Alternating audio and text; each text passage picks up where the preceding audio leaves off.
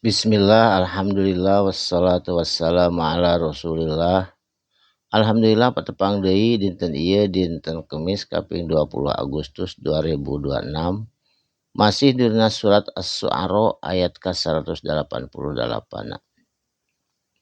A'udzubillahi minasyaitonirrajim. Bismillahirrahmanirrahim. Qala nyarios, saha nu nyarios Nabi Syuaib waktu sarita.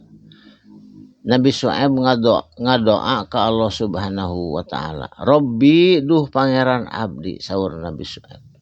A'lamu anjeun maha uning ya Allah bima ta'maluna naon perkawis anu ku anjeun dipidamel. Jadi Nabi Syuaib doa saatosna dijera, dihina, dicaci, dihujat ku kaumna. Sehingga ngadoa Nabi Syuaib ke Allah Subhanahu wa taala. Saterasna. Fakazzabuhu mangka dibohongkeun hu itu Nabi Syuaib ku kaum-kaum Nabi Syuaib. Sehingga Nabi Syuaib teh dihina, dilecehkeun jeung dicaci maki. Fakhodahum mangka ditimpakeun hum ka kaum Nabi Syuaib azabu nyaeta azab siksa ti Allah yaumidzulati nyaeta dina poean anu mendung gelap gulita. Mendung teu aya cahaya panon poe. Ditimpahkeunana keur mendung kitu teh kunaon siksaanana ku kilat anu nyamber ti luhur ti gir ti mana-mana ka eta kaum. Sadayana bergelimpangan meninggal mati terkapar kecuali jalma-jalma anu ariman anu diselamatkeun ku Allah Subhanahu wa taala. Saterasna innahu sanyana ari itu kajadian kana eta kajadian teh azabai yaumi adim dina poe yaumi adim anu kacidarongkahna nyaeta sambaran petir anu bertubi-tubi ka kaum Nabi Syuaib.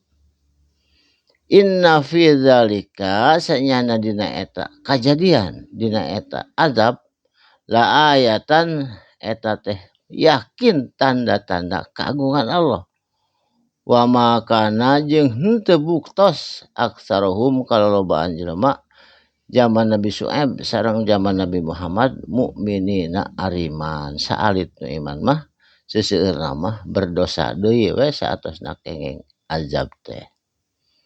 Wa inna jeung sanyana rabbaka ari pangeran anjeun lahwa yakin huwa ari itu Allah al-azizu anu maha perkasa ar-rahimu sareng anu maha asih.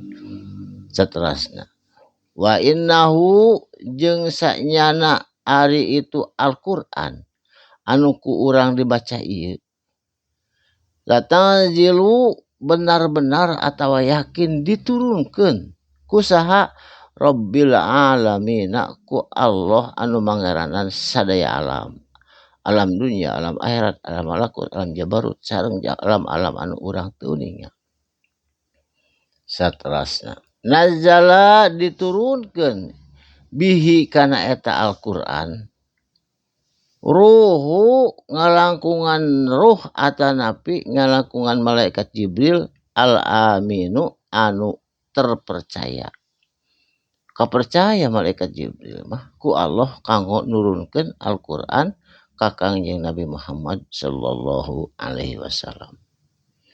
Ala qalbika kana hate anjeun Muhammad litakuna supaya anjeun bukti minan nadirina kalebet jalma-jalma anu maparinan peringatan sanes ka urang Mekah hungkul sanes ka urang Madinah hungkul tapi ka sadayana alam.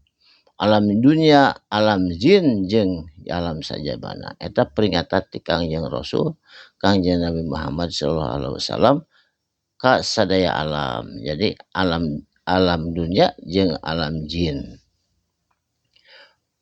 Ku bahasa naon nurunkeunana bilisanin kulisan atawa ku bahasa al-arabin ku bahasa Arab mubinin anu nyata anu eces anu jelas. Jadi dilungsurkeunana teh nganggo bahasa Arab Al-Qur'an mah. Margi bahasa eta teh eces jeung jelas mudah dimengerti ku sadayana logat, ku sadayana bahasa. Jadi bahasa Arab mah ku 22 negara anu yakin bahasa Arab, kalayan 5 negara anu sawareh bahasa Arab setengah bahasa ajam. Jadi bahasa Arab mah kuasaina seueur ku negara-negara anu nganggo bahasa Arab. Ku kituna dilungsurkeun lagi ku bahasa Arab supaya eces, supaya jelas, supaya mudah dipahami ku seluruh alam. Utamina ku urang sadayana bahasa Arab mah mudah dimengerti. Mudah-mudahan aya manfaatna cag deui ka dieu enjing insyaallah diteraskeun deui. Barakallahu li wa lakum. Shadaqallahul azim. Wassalamualaikum warahmatullahi wabarakatuh.